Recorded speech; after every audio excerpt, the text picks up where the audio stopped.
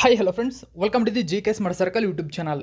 ನೋಡಿ, ಕಾರಣಾಂತರಗಳಿಂದ ಹಲವಾರು ದಿನಗಳಿಂದ ನಾನು ಕರೆಂಟ್ ಅಫೇರ್ಸನ್ನು ಮಾಡಿಲ್ಲ. ಸೊ ಆ ಎಲ್ಲ ದಿನಗಳ ಪ್ರಮುಖ ಮಾಹಿತಿಯನ್ನು ಸಂಪೂರ್ಣವಾಗಿ ನಿಮ್ಮ ಮುಂದೆ ತರ್ತೀನಿ. ಸೊ ಯಾವುದೇ ಕರೆಂಟ್ ಅಫೇರ್ಸನ್ನು ಮಿಸ್ ಮಾಡಲ್ಲ. ಓಕೆ, ಕಾರಣಾಂತರಗಳಿಂದ ನಾನು ಮಾಡಿರಲಿಲ್ಲ. ಸೊ ನವೆಂಬರ್ 14ರವರೆಗೂ ನಾನು ಕರೆಂಟ್ ಅಫೇರ್ಸನ್ನು ಮಾಡಿದೆ. ಈಗ ನವೆಂಬರ್ 15ರಿಂದ ಸೊ ಕಂಟಿನ್ಯೂ ಆಗಿ ಬಹುಬೇಗ ಇವತ್ತು ಸಂಪೂರ್ಣವಾಗಿ ಎಲ್ಲ ಅಪ್ಡೇಟ್ ಕೊಡ್ತೀನಿ ನಿಮ್ಮ ಮುಂದೆ. ಓಕೆ, ನೋಡಿ, ನವೆಂಬರ್ 15 ಮತ್ತು 17ನೇ ಒಳಗಿನ 2024ನೇ ಸಾಲಿನ ಕರೆಂಟ್ ಅಫೇರ್ಸನ್ನು ಕುರಿತು ನಾವೀಗ ಚರ್ಚೆ ಮಾಡೋಣ. ನೋಡಿ, ಭಾರತವು ನವೆಂಬರ್ 8ರಿಂದ ಪೂರ್ವ ವಲಯದಲ್ಲಿ ಪ್ರಾರಂಭಿಸಲಾಗಿರುವ ತ್ರಿಸೇವೆಗಳ ಮಿಲಿಟರಿ ವ್ಯಾಯಾಮದ ಹೆಸರೇನು? ನೋಡಿ, ಪೂರ್ವ ವಲಯದಲ್ಲಿ ಪ್ರಾರಂಭಿಸಿದೆ. ಸೊ ಇದಕ್ಕೆ ಸರಿಯಾಗಿರ್ತಕ್ಕಂಥ ಉತ್ತರ ಪೂರ್ವಿ ಪ್ರಹಾರ ಅಂತ ಕರೀತಾರೆ. Option number 2. ಹೆಚ್ಚಿನ ಡೀಟೇಲ್ಸನ್ನು ಇಂಡಿಯಾ ಟುಡೇ ನ್ಯೂಸ್ ಪೇಪರಲ್ಲಿ ಕೊಟ್ಟಿದ್ದಾರೆ, ಗಮನಿಸಬಹುದು. ನೋಡಿ, ತ್ರೈ ಸರ್ವಿಸಸ್ ಅಂತ ಕರಿತೀವಿ.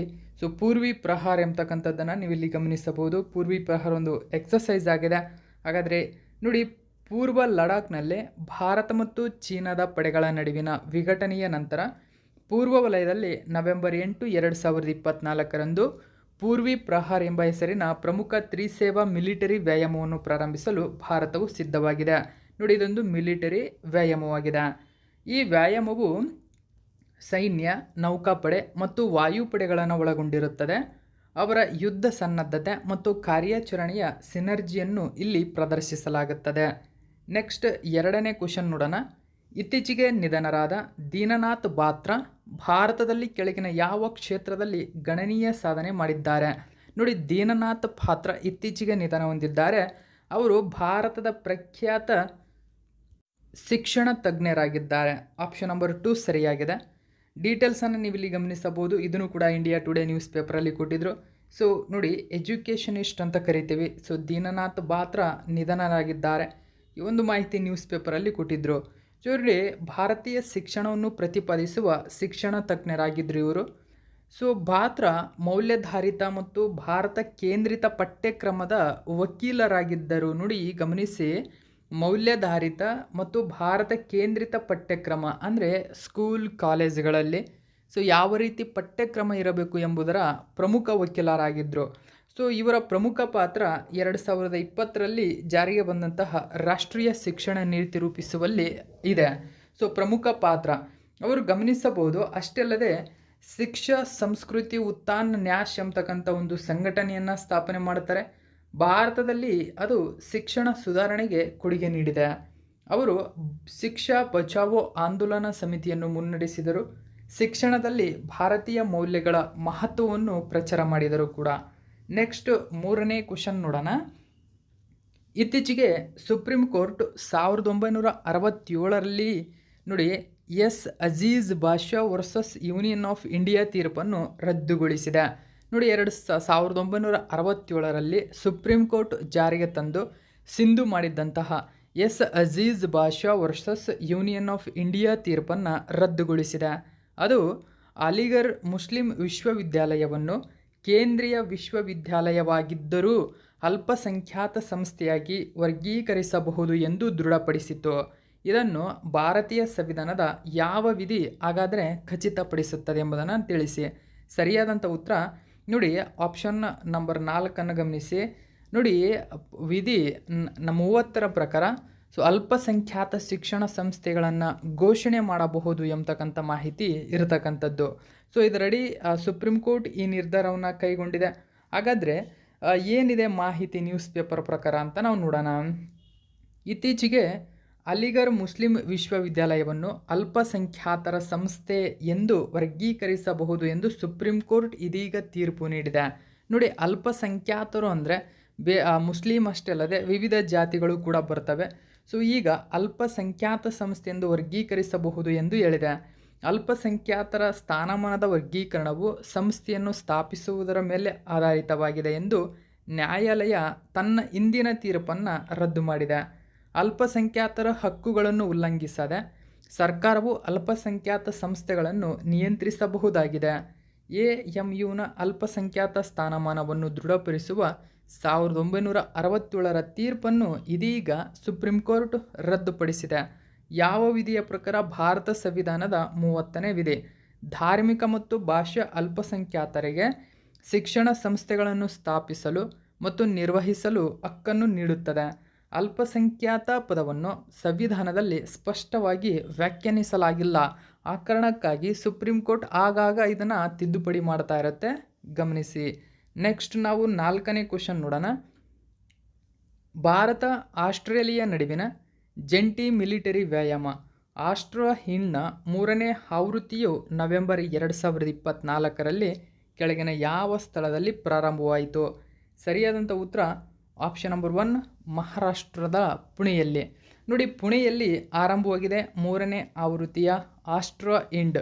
ನೋಡಿ, ಆಸ್ಟ್ರೋ ಇಂಡ್ ಪ್ರತಿ ವರ್ಷ ಭಾರತ ಮತ್ತು ಆಸ್ಟ್ರೇಲಿಯಾ ನಡುವೆ ನಡೀತಕ್ಕಂಥ ಒಂದು ಮಿಲಿಟರಿ ಎಕ್ಸಸೈಸ್ ಆಗಿದೆ, ಜಾಯಿಂಟ್ ಮಿಲಿಟರಿ ಎಕ್ಸಸೈಸ್ ಇದು. ಸೊ ಇದು ಈ ವರ್ಷದ್ದು 3ನೇ ಆವೃತ್ತಿದೆ ಎಂಬುದು ಗಮನಿಸಬೇಕು ನೀವು. ಓಕೆ, ಡೀಟೇಲ್ಸನ್ನು ಗಮನಿಸಿ. ದ ಇಂಡಿಯನ್ ಎಕ್ಸ್‌ಪ್ರೆಸ್ ಪೇಪರ್ನಲ್ಲಿ ಮಾಹಿತಿಯನ್ನು ಕೊಟ್ಟಿದ್ದಾರೆ. ಆಸ್ಟ್ರೇಲಿಯಾ ಇಂಡಿಯಾ ಕಮಾಂಡರ್ಸ್ ಹೈಲೈಟ್ ಇದು. ಓಕೆ, ಸೊ ನವೆಂಬರ್ 8ರಂದು ಆರಂಭವಾಗಿರ್ತಕ್ಕಂಥದ್ದು. ಓಕೆ, ಸೊ ಈ ವ್ಯಾಯಾಮವು ನವೆಂಬರ್ 8ರಿಂದ ನವೆಂಬರ್ 21ರವರೆಗೆ ನಡೆಯಲಿದೆ ಮತ್ತು ಇದನ್ನು ಭಾರತ ಆಸ್ಟ್ರೇಲಿಯಾದಲ್ಲಿ ಪರ್ಯಾಯವಾಗಿ ನಡೆಸಲಾಗುತ್ತದೆ, ನೆನಪಿರಲಿ. ನೆಕ್ಸ್ಟ್ 5ನೇ ಕ್ವಶನ್ ನೋಡಿ. ಪ್ಯಾರಿಸ್ ಒಲಿಂಪಿಕ್ಸ್ನ ಮಹಿಳಾ ಬಾಕ್ಸಿಂಗ್ ವಿಭಾಗದಲ್ಲಿ ಚಿನ್ನದ ಪದಕ ಗೆದ್ದಂತಹ ಇಮಾನೆ ಖಲೀಫ್ ವೈದ್ಯಕೀಯ ವರದಿಗಳಲ್ಲಿ ಇತ್ತೀಚೆಗೆ ಪುರುಷ ಎಂದು ದೃಢಪಟ್ಟಿದ್ದಾರೆ. ಗಮನಿಸಿ, ಇಮಾನೆ ಖಲೀಫ್ ಏನಿದ್ದಾರೆ, ಸೊ ಇವರು ಪ್ಯಾರಿಸ್ ಒಲಿಂಪಿಕ್ಸ್ನಲ್ಲಿ ಭಾಗವಹಿಸಿದ್ರು. ಅಷ್ಟಲ್ಲದೆ ಮಹಿಳಾ ಬಾಕ್ಸಿಂಗ್ನಲ್ಲಿ ಅವರು ಚಿನ್ನದ ಪದಕವನ್ನು ಕೂಡ ಗೆದ್ದುಕೊಟ್ಟಿದ್ದರು. ಸೊ ಹಾಗಾದರೆ ಇದೀಗ ವೈದ್ಯಕೀಯ ವರದಿಗಳ ಪ್ರಕಾರ ಅವರು ಪುರುಷ ಎಂದು ದೃಢಪಟ್ಟಿದೆ, ಆದರೆ ಅದು ಅವರು ಮಹಿಳಾ ವಿಭಾಗದಲ್ಲಿ ಭಾಗವಹಿಸಿದ್ರು. ಸೊ ಹಾಗಾದರೆ ಅವು ಯಾವ ದೇಶವನ್ನು ಪ್ರತಿನಿಧಿಸಿದ್ರು ಎಂಬುದನ್ನು ನಾನು ಕ್ವಶನ್ ಕೇಳಿದ್ದೀನಿ. ಸರಿಯಾಗಿರ್ತಕ್ಕಂಥ ಉತ್ತರ ಆಪ್ಷನ್ ನಂಬರ್ 3 ನೋಡಿ, ಆಲ್ಜೀರಿಯಾ ದೇಶದವರು ಅವರು. ಓಕೆ, ಸೊ ಇಂಡಿಯನ್ ಎಕ್ಸ್‌ಪ್ರೆಸ್ ಪೇಪರ್ನಲ್ಲಿ ಮಾಹಿತಿಯನ್ನು ಕೊಟ್ಟಿದ್ದರು.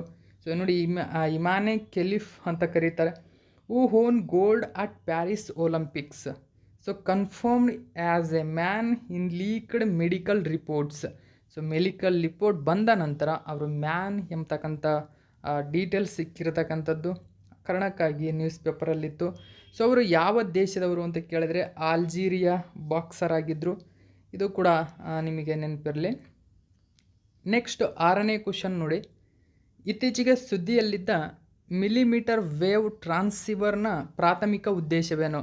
ನೋಡಿ, ತುಂಬಾ ಇಂಪಾರ್ಟೆಂಟ್ ಆಗುತ್ತೆ. ಮಿಲಿಮೀಟರ್ ವೇವ್ ಟ್ರಾನ್ಸ್ಸಿವರ್ನ ಪ್ರಾಥಮಿಕ ಉದ್ದೇಶವೇನು ಅಂತ ಕೇಳಿದ್ರೆ, ಸೊ ಇದರ ಪ್ರಮುಖ ಉದ್ದೇಶವೇನೆಂದರೆ ಗ್ರಾಮೀಣ ಪ್ರದೇಶದಲ್ಲಿ 5G ಸಂಪರ್ಕವನ್ನು ಹೆಚ್ಚಿಸುವುದಾಗಿದೆ.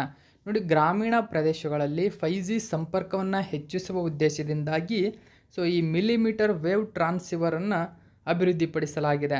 ಸೊ ಏನಿದೆ ಹಾಗಾದರೆ? PIB ನ್ಯೂಸ್ ಪೇಪರಲ್ಲಿ ಮಾಹಿತಿಯನ್ನು ಕೊಟ್ಟಿದ್ದಾರೆ. PIB ನ್ಯೂಸ್ ಪೇಪರ್ನ ಯಾವುದೇ ಮಾಹಿತಿ ಆಗಿದ್ದರೂ ಎಕ್ಸಾಮ್ ಪಾಯಿಂಟ್ ಆಫ್ ವ್ಯೂ ಇಂದ ಇಂಪಾರ್ಟೆಂಟ್ ಆಗುತ್ತೆ. ಹಾಗಾದರೆ ಯಾರ್ಯಾರು ಇದನ್ನು ಅಭಿವೃದ್ಧಿಪಡಿಸಿದ್ದಾರೆ ಅಂತ ಗಮನಿಸಿ. C-DAC and IIT Roorkee agreement ಮಾಡಿಕೊಂಡು ಈ ಡೆವಲಪ್ಮೆಂಟ್ ಆಫ್ ನೋಡಿ polymer based low cost millimetre wave transceiver for 5G rural connectivity. So ನೋಡಿ, ಇನ್ನು ಸಿಡಾಕ್ ಮತ್ತು IIT ರೂರ್ಕಿ ಅಭಿವೃದ್ಧಿಪಡಿಸಿರ್ತಕ್ಕಂಥದ್ದು. ಓಕೆ, ಸೊ ನೋಡಿ, ಸಿಡಾಕ್ ಮತ್ತು IIT ರೂರ್ಕಿ ಅಂತ ಕೊಟ್ಟಿದ್ದೀನಿ. ಸಿಡಾಕ್ನ ವಿಸ್ತೃತ ರೂಪ ನೋಡಿ centre for development of telematics ಅಂತ ಕರೀತಾರೆ. ಓಕೆ, ಸೊ ಇದು ಭಾರತ ಸರ್ಕಾರದ ದೂರಸಂಪರ್ಕ ಇಲಾಖೆಯ ಪ್ರಧಾನ ಟೆಲಿಕಾಂ R&D ಕೇಂದ್ರವಾಗಿರತಕ್ಕ ಇದು ಮಿಲಿಮೀಟರ್ ವೇವ್ ಅಭಿವೃದ್ಧಿಗಾಗಿ ಸೊ IIT ರೂರ್ಕಿಯೊಂದಿಗೆ ಒಪ್ಪಂದಕ್ಕೆ ಸಹಿ ಹಾಕಿದ್ದು. ಉದ್ದೇಶ ಏನು ಅಂತ ಗೊತ್ತಾಗಿದೆ. ಮಿಲಿಮೀಟರ್ ವೇವ್ ಟ್ರಾನ್ಸ್ಸಿವರನ್ನು ಹೆಚ್ಚಿನ ವೇಗದ 5G ಸಂವಹನಕ್ಕಾಗಿ ಅಂದರೆ 30ರಿಂದ 300 ಗಿಗಾ ಹರ್ಟ್ಜ್ವರೆಗೆ ಅಭಿವೃದ್ಧಿಪಡಿಸಲಾಗಿದೆ. ನೋಡಿ, 30ರಿಂದ 300 ಗಿಗಾ ಹರ್ಟ್ಜ್ ಅಂದರೆ 5G ಸಂವಹನಕ್ಕಾಗಿ ಗ್ರಾಮೀಣ ಪ್ರದೇಶದಲ್ಲಿ ಸೊ ಈ ಟ್ರಾನ್ಸ್ಸಿವರನ್ನು ಅಭಿವೃದ್ಧಿಪಡಿಸಲಾಗಿದೆ. ಯಾರ್ಯಾರು ಅಭಿವೃದ್ಧಿಪಡಿಸಿದ್ದಾರೆ ಎಂಬುದು ಕೂಡ ನೆನಪಿರಲಿ. ನೆಕ್ಸ್ಟ್ 7ನೇ ಕ್ವಶನ್ ನೋಡಿ. ನವೆಂಬರ್ 2021ರಲ್ಲಿ ಹೊಸ FICC ಅಂದರೆ federation of Indian chambers of commerce and ಇಂಡಸ್ಟ್ರಿನ ಅಧ್ಯಕ್ಷರಾಗಿ ಯಾರು ಅಧಿಕಾರ ವಹಿಸಿಕೊಂಡಿದ್ದಾರೆ? ಸರಿಯಾದಂಥ ಉತ್ತರ ಆಪ್ಷನ್ ನಂಬರ್ 3 ಹರ್ಷವರ್ಧನ್ ಅಗರ್ವಾಲ್. ಹರ್ಷವರ್ಧನ್ ಅಗರ್ವಾಲ್ ಸರಿಯಾಗಿರತಕ್ಕಂಥ ಉತ್ತರವಾಗಿದೆ. ಸೊ ಈ ಒಂದು ಮಾಹಿತಿ ನ್ಯೂಸ್ ಪೇಪರಲ್ಲಿ ಕೊಟ್ಟಿದ್ದರು. FICCI ಬಗ್ಗೆ ನಾವು ನೋಡೋದಾದರೆ federation of Indian chambers of commerce and industry Bharat ಮೂಲದ ಸರ್ಕಾರೇತರ ವ್ಯಾಪಾರ ಸಂಘ ಮತ್ತು ವಕೀಲರ ಗುಂಪು 1927ರಲ್ಲಿ ಸ್ಥಾಪನೆಯಾಗಿದೆ. ಇದರ ಸ್ಥಾಪಕರು ಘನಶ್ಯಾಮ್ ದಾಸ್ ಬಿರ್ಲಾ. ನೋಡಿ, ಇತ್ತೀಚೆಗೆ ಕ್ವಶನ್ಗಳಲ್ಲಿ ಅಂದರೆ ಎಕ್ಸಾಮ್ಗಳಲ್ಲಿ ಈ ಥರದ ಒಂದು ಈ ಕಂಪ್ನಿ ಯಾವಾಗ ಸ್ಥಾಪನೆ ಆಯಿತು ಅಂತ ಕೇಳ್ತಕ್ಕಂಥದ್ದು KEಯಲ್ಲಿ ಕಾಮನ್ ಆಗಿದೆ. ಒಂದು ದೊಡ್ಡ ದೊಡ್ಡ ಕಂಪನಿ ಆಗಿರ್ಬೋದು, ಸಂಸ್ಥೆ ಆಗಿರ್ಬೋದು, ಅದರ ಸ್ಥಾಪನೆ ಆದಂಥ ವರ್ಷ, ಇದು ಯಾರು ಸ್ಥಾಪಕರು, ಈ ಥರದ ಕ್ವಶನ್ಗಳು ಕೂಡ ಬರ್ತಾ ಇದ್ದಾವೆ. ಆ ಕಾರಣಕ್ಕಾಗಿ ಇದು ಕೂಡ ನೆನಪಿರಲಿ. ಇಂಡಿಯಾಗೆ ಸಂಬಂಧಪಟ್ಟಿರತಕ್ಕಂಥ ಅಂತಾರಾಷ್ಟ್ರೀಯ ಪ್ರಮುಖ ಸಂಘಟನೆಗಳಿಗೆ ಸಂಬಂಧಪಟ್ಟಂಥ ಮಾಹಿತಿ ಕೂಡ ಕೇಳ್ತಾ ಇದ್ದಾರೆ. ಮತ್ತು ದಿನ ಅಂತೂ ಆ ದಿನಕ್ಕೆ ಸಂಬಂಧಪಟ್ಟಂತೆ ಮತ್ತು ಒಂದು ಥೀಮ್ಗೆ ಸಂಬಂಧಪಟ್ಟಂಥ ಕ್ವಶನ್ಗಳು ಇದ್ದೇ ಇರ್ತವೆ. ಓಕೆ, ಪ್ರತಿ ವರ್ಷ ವಿಶ್ವ ರೋಗ ನಿರೋಧಕ ದಿನ, ನೋಡಿ, ವರ್ಲ್ಡ್ ಇಮ್ಯುನೈಜೇಷನ್ ಡೇ ಅನ್ನು ಯಾವ ದಿನಾಂಕದಂದು ಆಚರಿಸಲಾಗುತ್ತದೆ? ಸೊ ನವೆಂಬರ್ 10 ಸರಿಯಾಗಿರತಕ್ಕಂಥ ಉತ್ತರವಾಗಿದೆ. Option number 4 world immunisation day 2024. So ಡೀಟೇಲ್ಸನ್ನು ನಾವು ತಿಳ್ಕೊಳ್ಳೋಣ. ಸಾರ್ವಜನಿಕ ಆರೋಗ್ಯದಲ್ಲಿ ಲಸಿಕೆಗಳ ಮಹತ್ವದ ಬಗ್ಗೆ ಅರಿವು ಮೂಡಿಸಲು ವಾರ್ಷಿಕವಾಗಿ ನವೆಂಬರ್ 10ರಂದು ಈ ದಿನವನ್ನು ಆಚರಿಸಲಾಗುತ್ತದೆ. ಸೊ ಈ ದಿನವು ಸಾಂಕ್ರಾಮಿಕ ರೋಗಗಳನ್ನು ತಡೆಗಟ್ಟುವಲ್ಲಿ, ಜಾಗತಿಕವಾಗಿ ಆರೋಗ್ಯ ಸಮಾನತೆಯನ್ನು ಉತ್ತೇಜಿಸುವಲ್ಲಿ ಲಸಿಕೆಗಳ ಪಾತ್ರವನ್ನು ಎತ್ತಿ ಹಿಡಿಯುತ್ತದೆ. ಸೊ UIP ಅಂದರೆ ಯೂನಿವರ್ಸಲ್ ಇಮ್ಯುನೈಜೇಷನ್ ಪ್ರೋಗ್ರಾಮ್ ಎಂಬತಕ್ಕಂಥದ್ದು ಕೂಡ ಒಂದು ಇದೆ. ಇದು ಭಾರತದಾದ್ಯಂತ ಲಕ್ಷಾಂತರ ನವಜಾತ ಶಿಶುಗಳು ಮತ್ತು ಗರ್ಭಿಣಿ ಮಹಿಳೆಯರಿಗೆ ಲಸಿಕೆಗಳನ್ನು ಒದಗಿಸುವ ಗುರಿಯನ್ನು 1978ರಲ್ಲಿ ಪ್ರಾರಂಭಿಸಿದೆ. ಅಷ್ಟಲ್ಲದೆ ಕೇಂದ್ರ ಸರ್ಕಾರ ಮಿಷನ್ ಇಂದ್ರಧನುಷ್ ಕೂಡ ಜಾರಿಗೆ ತಂದಿದೆ. ಏನಿದು ಮಿಷನ್ ಇಂದ್ರಧನುಷ್? ಡಿಸೆಂಬರ್ 2014ರಲ್ಲಿ ಪ್ರಾರಂಭಿಸಲಾಗಿದೆ. ನೋಡಿ, ಮಿಷನ್ ಇಂದ್ರಧನುಷ್ ಡಿಸೆಂಬರ್ 2014ರಲ್ಲಿ ಪ್ರಾರಂಭಿಸಲಾಗಿದೆ. ಉದ್ದೇಶ ಕಡಿಮೆ ಪ್ರಮಾಣದ ರೋಗ ನಿರೋಧಕ ಹೊಂದಿರುವ ಪ್ರದೇಶದಲ್ಲಿ ಸಂಪೂರ್ಣ ರೋಗ ನಿರೋಧಕ ವ್ಯಾಪ್ತಿಯನ್ನು ಹೆಚ್ಚಿಸುವ ಗುರಿಯನ್ನು ಹೊಂದಿರತಕ್ಕಂಥದ್ದಿದು. ಇದರ ಜೊತೆಗೆ ಯುವಿನ್ ಪೋರ್ಟಲ್ ಬಗ್ಗೆ ಕ್ವಶನ್ಗಳು ಬರ್ತಾ ಇರ್ತವೆ.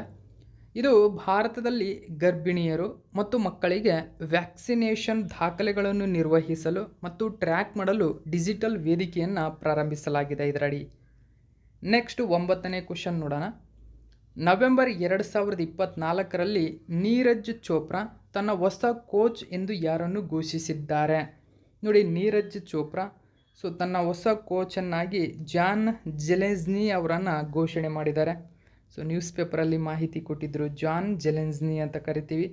ಸೊ ಜಾವೆಲಿನ್ ದಂತಕತೆ ಜಾನ್ ಜೆಲೆನ್ಸ್ನಿ ಅವರನ್ನು ಹೊಸ ಕೋಚ್ ಆಗಿ ನೀರಜ್ ಚೋಪ್ರಾ ಘೋಷಿಸಿದ್ದಾರೆ. ನೀರಜ್ ಚೋಪ್ರಾ ತನ್ನ ಹೊಸ ತರಬೇತುದಾರನಾಗಿ 3 ಬಾರಿ ಒಲಿಂಪಿಕ್ ಮತ್ತು ವಿಶ್ವ ಚಾಂಪಿಯನ್ ಆಗಿರುವ ಜಾನ್ ಜೆಲೆನ್ಸ್ನಿ ಅವರೊಂದಿಗೆ ಸೇರ್ಪಡೆಗೊಂಡಿದ್ದಾರೆ. ಜೆಲೆನ್ಸ್ನಿ ಈ ಹಿಂದೆ ಜಾವೆಲಿನ್ ಎಸೆತದಲ್ಲಿ 3 ಬಾರಿ ಒಲಿಂಪಿಕ್ ಚಿನ್ನದ ಪದಕ ವಿಜೇತರಾಗಿದ್ದಾರೆ. 1992, 96, 2000ನೇ ಇಸ್ವಿಯಲ್ಲಿ. ಸೊ ಅವರು ಅತ್ಯುನ್ನತ ಅವಧಿ ಅಂದರೆ 1996ರಲ್ಲಿ 98.48 ಮೀಟರ್ ಎಸೆಯುವ ಮೂಲಕ ವಿಶ್ವ ದಾಖಲೆಯನ್ನು ಹೊಂದಿದ್ದಾರೆ. ಓಕೆ, 10ನೇ ಕ್ವಶನ್ ನೋಡಿ. ವರ್ಲ್ಡ್ ಆ್ಯಂಟಿ ಮೈಕ್ರೋಬಿಯಲ್ ರೆಸಿಸ್ಟೆನ್ಸ್ AMR ಜಾಗೃತಿ ವಾರ 2024ರ ಥೀಮ್ ಏನು? ಸರಿಯಾದಂಥ ಉತ್ತರ option number 2 educate, advocate, act now ಎಂಬುದು ಈ ವರ್ಷದ AMR ಅವೇರ್ನೆಸ್ ವೀಕ್ ಥೀಮ್ ಆಗಿದೆ. ನೋಡಿ, AMR ಆ್ಯಂಟಿ ಮೈಕ್ರೋಬಿಯಲ್ ರೆಸಿಸ್ಟೆನ್ಸ್ ಅವೇರ್ನೆಸ್ ವೀಕ್ ಅಂತ ಕರಿತೀವಿ ಈ ವರ್ಷದ್ದು. ಸೊ ಈ ಥೀಮ್ಗಳು ಕೂಡ ಎಕ್ಸಾಮ್ ಪಾಯಿಂಟ್ ಆಫ್ ವ್ಯೂವಿಂದ ಇಂಪಾರ್ಟೆಂಟ್ ಆಗುತ್ತೆ. ಓಕೆ, ಸೊ ಇಲ್ಲಿ ಪಾಯಿಂಟನ್ನು ಗಮನಿಸಿ. ನಾವು ಪ್ರತಿ ವರ್ಷ ನವೆಂಬರ್ 18ರಿಂದ ಈ ವರ್ಷ 2024ರಲ್ಲಿ ನವೆಂಬರ್ 18ರಿಂದ ನವೆಂಬರ್ 24ರವರೆಗೆ ನಾವು AMR ಅಂದರೆ ವಿಶ್ವ ಆ್ಯಂಟಿ ಮೈಕ್ರೋಬಿಯಲ್ ಅವೇರ್ನೆಸ್ ವೀಕನ್ನು ಆಚರಣೆ ಮಾಡ್ತಾ ಇದ್ದೀವಿ. ಸೊ ಈ ಒಂದು ಮಾಹಿತಿ ಕೂಡ ನೆನಪಿರಲಿ. ಸೊ ಥೀಮನ್ನು ಗಮನಿಸಿ. ಶಿಕ್ಷಣ ನೀಡಿ ವಕೀಲರು ಈಗಾಗಲೇ ಕಾರ್ಯನಿರ್ವಹಿಸಿ ಎಂಬುದು ಈ ವರ್ಷದ ಥೀಮ್ ಆಗಿದೆ. ಓಕೆ, ಸೊ ಇದು ಪ್ರಮುಖ ಪ್ರಚಲಿತ ಘಟನೆ. ಉಳಿದಂಥ ಮಾಹಿತಿಯನ್ನು ಆದಷ್ಟು ಬೇಗ ನಿಮ್ಮ ಮುಂದೆ ತರ್ತೀನಿ. Thank you so much for watching my video.